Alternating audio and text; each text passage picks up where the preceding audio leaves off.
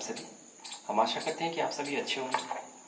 देखिए, आज हम लोग एक ऐसे टॉपिक के साथ में आया हूँ जो बहुत ही इम्पोर्टेंट है एग्जाम पॉइंट ऑफ व्यू से, जैसे प्रमुख वैज्ञानिक और उनके खोजों के बारे में। The some scientist and their invention. कुछ ऐसे वैज्ञानिक हैं जिन्होंने बहुत अच्छे अच्छे खोज किए और पूरी दुनिया को क्या किया, अपने नाम से गौरवान्वित किए। ठीक है, तो ऐसे ही वैज्ञानिकों में एक है आपको हेनरी बैकुलर। कौन है? हेनरी बैकुलर। हेनरी बैकुलर ने क्या किया था, आपको ये फ्रांसीसी वैज्ञानिक थे और उन्होंने क्या किया था, रेडियो एक्टिविटी का खोज किया था। हेनरी बैकुलर ने क्या किया, आपको गामा किरण का खोज किया।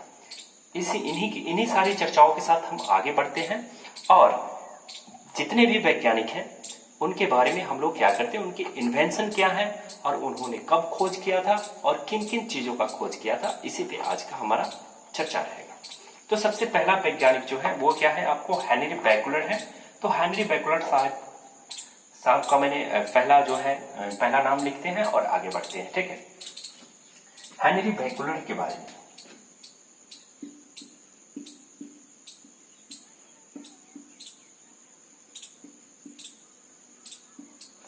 हेनरी बैकुलर जो है उन्होंने क्या किया, रेडियो एक्टिविटी का खोज किया था। किसका खोज किया था? रेडियो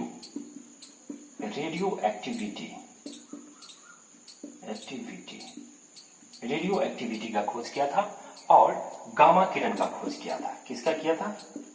गामा किरण का खोज किया था। और ये कब हुआ था, इसके बारे में भी थोड़ा सा चर्चा करते हैं। ये हुआ था 1852। कब हुआ था? 1852 कब हुआ? 1852 से लेकर के आपको बता दें 1908 1908 ईस्वी से 1852 ईस्वी से लेकर के 1908 ईस्वी तक का इन्होंने जो खोज किया था, वो खोज जो है, जो इन्वेंशन है, वो क्या है? रेडियो एक्टिविटी है और दूसरा क्या है? गामा रेस है। क्या है? Gamma rays. आगे हम लोग चर्चा करते हैं हेनरी कैवेंडिश के बारे में। किसके बारे में? हेनरी कैवेंडिश जो थे वो क्या थे? ब्रिटिश साइंटिस्ट थे। क्या थे? British scientist. और उन्होंने सबसे पहले हाइड्रोजन को तत्व के रूप में खोज किया था। किसके रूप में? हाइड्रोजन को तत्व के रूप में हेनरी कैवेंडिश। इसके बारे में चर्चा करने जा रहे हैं, हेनरी कैवेंडिश के बारे में। दूसरा साइंटिस्ट जो है वो क्या है? हेनरी कैवेंडिश है। क्या है? Henry Cavendish. हेनरी कैवेंडिश जो है वो क्या है? ब्रिटिश वैज्ञानिक है। क्या है? ब्रिटिश वैज्ञानिक। और इन्होंने खोज किया था सबसे पहले हाइड्रोजन को तत्व के रूप में खोज किया था।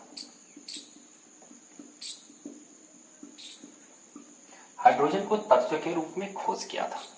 आगे हम लोग चर्चा करने वाले हैं जेम्स चैडविक के बारे में। किसके बारे में? जेम्स चैडविक के बारे में। जेम्स चैडविक 1932 में क्या किया था? परमाणु की रचना एवं न्यूट्रॉन की खोज किया था। क्या किया था? परमाणु की रचना में विद्युत आवेश का खोज किया था और उसके साथ साथ इन्होंने क्या किया था? न्यूट्रॉन की खोज किया था। बहुत सारे बच्चे जो है क्या करते हैं, अक्सर साइंटिस्ट एंड देयर इन्वेंशन में जाके घबरा जाते हैं। बहुत सारे साइंटिस्ट हैं, बहुत सारे खोज किए थे, लेकिन जब क्वेश्चन एक साथ पूछा जाता है तो बहुत सारे कंफ्यूज हो जाते हैं। तो जेम्स चैडविक के बारे में आगे हम लोग चर्चा करेंगे, जेम्स चैडविक के बारे में। तो जेम्स चैडविक जो है, जेम्स चैडविक नेक्स्ट है आपका जेम्स चैडविक। तो जेम्स चैडविक जो है 1932 में, कब किया था? 1932 में ये क्या किए थे आपको? 1932 में जेम्स चैडविक ने क्या किया था? न्यूट्रॉन की खोज किया था। किसका किया था? न्यूट्रॉन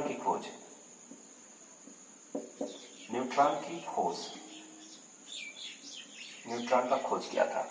और इसके साथ साथ क्या किया था? परमाणु की रचना में विद्युत आवेश। इन्होंने क्या किया था? परमाणु की रचना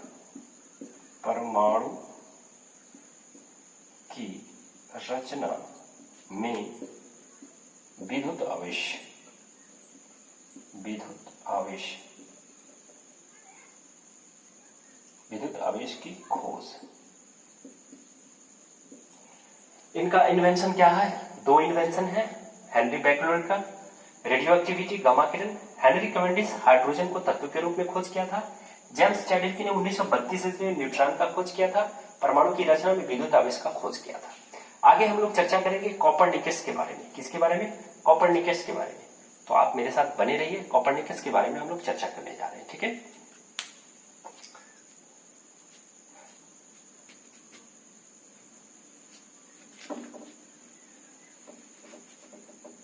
अब देखिए कॉपरनिकस साहब ने बहुत ही अच्छा, बहुत ही दिलचस्प क्या किया था, खोज किया था। कॉपरनिकस ने ही बताया था कि सूर्य के चारों ओर क्या करते हैं, पृथ्वी जो है एक जगह पे स्थिर नहीं रहता है। पृथ्वी जो है एक जगह पे स्थिर नहीं रहती है और ये क्या करती है, सूर्य के चारों ओर क्या करती है, परिक्रमा करती है, ठीक है। कॉपरनिकस जो थे पोलैंड के थे। कहां के थे? पोलैंड के थे। और ये क्या थे? खगोल शास्त्री थे। कॉपरनिकस एक खगोल शास्त्री थे, पोलैंड के रहने वाले थे और इन्होंने सबसे पहले बताया था कि पृथ्वी जो है स्थिर नहीं है और ये पृथ्वी जो है क्या करती है, सूरज के परिक्रमा करती है। सूरज की परिक्रमा जब पृथ्वी करती है तो इसका मूविंग जो है किस डायरेक्शन से किस डायरेक्शन में होता है? पश्चिम से पूरब की ओर होता है। कैसा होता है? पश्चिम से पूरब की ओर। कॉपरनिकस ने जो खोज किया था,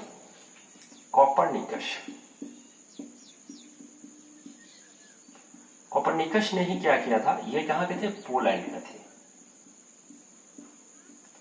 पोलैंड के थे, ठीक है। कॉपरनिकस कहां के थे? पोलैंड के थे और इन्होंने सबसे पहले बताया कि पृथ्वी जो है स्थिर नहीं है, पृथ्वी स्थिर नहीं है और ये क्या करती है, सूर्य की परिक्रमा करती है, सूर्य की परिक्रमा, सूर्य की परिक्रमा करती है, ठीक है। ये क्या करती है? सूर्य की परिक्रमा करती है। जब ये सूर्य की परिक्रमा करती है पृथ्वी, तो किधर से किधर करती है? पश्चिम से पूरब की ओर। किससे किधर से किधर? पश्चिम से पूरब। आप ध्यान में रखिएगा, क्वेश्चन ये बहुत इंपॉर्टेंट होता है। पूछता है कि पृथ्वी जो है जब वो अपना क्या करता है, रोटेशन करता है, तो किस डायरेक्शन से किस डायरेक्शन में करता है? तो आप बताएंगे पश्चिम से पूरब की ओर करता है, ठीक है। आगे हम लोग मैडम क्यूरी के बारे में चर्चा करेंगे। मैडम क्यूरी जो है रेडियम की खोज की थी। क्या कहते? रेडियम की खोज की थी मैडम क्यूरी।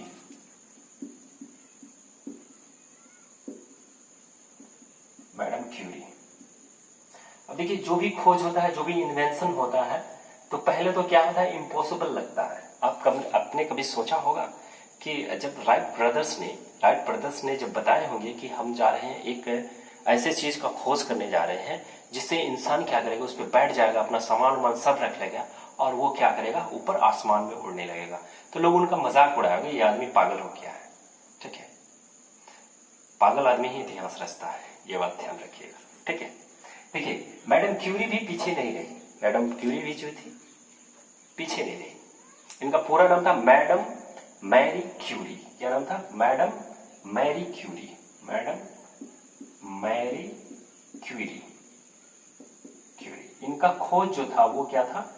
इनका खोज जो है मैडम क्यूरी का रेडियम का खोज की थी। किसका खोज? रेडियम का खोज की थी।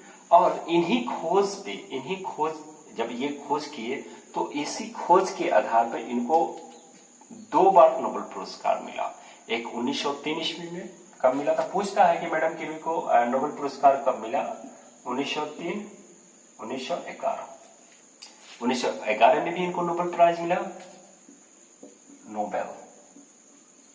नोबेल पुरस्कार। 1903 ईस्वी में पूछता है मैडम क्यूरी को नोबेल पुरस्कार कब मिला था? 1903 ईस्वी में मिला था। और दोबारा कब मिला था? 1911 ईस्वी में मिला था। किस खोज पे मिला था? भौतिक के क्षेत्र में मिला था और रेडियम की खोज के कारण इनको मिला था। आगे हम लोग जॉन डाल्टन के बारे में पढ़ेंगे। जॉन डाल्टन जो है बहुत अच्छा खोज किए थे।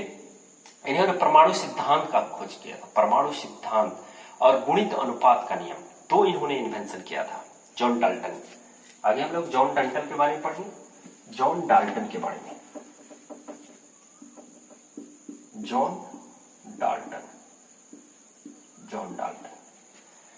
जॉन डाल्टन जो थे बहुत ही अच्छा इन्वेंशन किया और दुनिया को क्या किया, बहुत अच्छा इन्वेंशन दिया।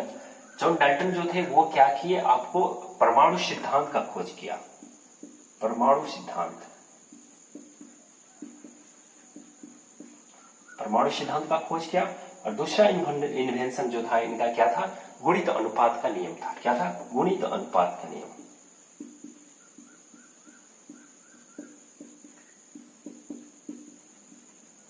गुणित अनुपात का नियम, ठीक है। जॉन डाल्टन साहब ने क्या किया था, दो इन्वेंशन किया, पहला परमाणु सिद्धांत दिया और दूसरा गुणित अनुपात का नियम दिया। नेक्स्ट हम लोग आगे बढ़ते हैं, चार्ल्स रॉबर्ट डार्विन के बारे में हम लोग क्या करते हैं, चार्ल्स डार्विन के बारे में हम लोग देखिए। चार्ल्स डार्विन जो थे वो क्या किए, द ओरिजिन ऑफ स्पीसीज, ये बहुत ही इंपॉर्टेंट क्वेश्चन है। फिलहाल अभी कुछ दिन पहले ही ये क्वेश्चन को पूछा गया था कि द ओरिजिन ऑफ स्पीसीज किनकी रचना है, तो चार्ल्स डार्विन की रचना। चार्ल्स रॉबर्ट डार्विन उनका पूरा नाम था। चार्ल्स डार्विन की रचना जो है द ओरिजिन ऑफ स्पीसीज, पूछता है क्वेश्चन, बहुत ही मोस्ट इंपॉर्टेंट क्वेश्चन है, रनिंग क्वेश्चन है। The origin of the species किसकी रचना है, Charles Robert Darwin, Charles Robert Darwin, Charles Robert Darwin, Charles Robert Darwin. Charles Robert Darwin के बारे में हम लोग क्या करते हैं, चर्चा करते हैं। चार्ल्स रॉबर्ट डार्विन का जो एक बहुत ही मोस्ट इंपॉर्टेंट जो है उनका the origin of species, the origin of species, the origin of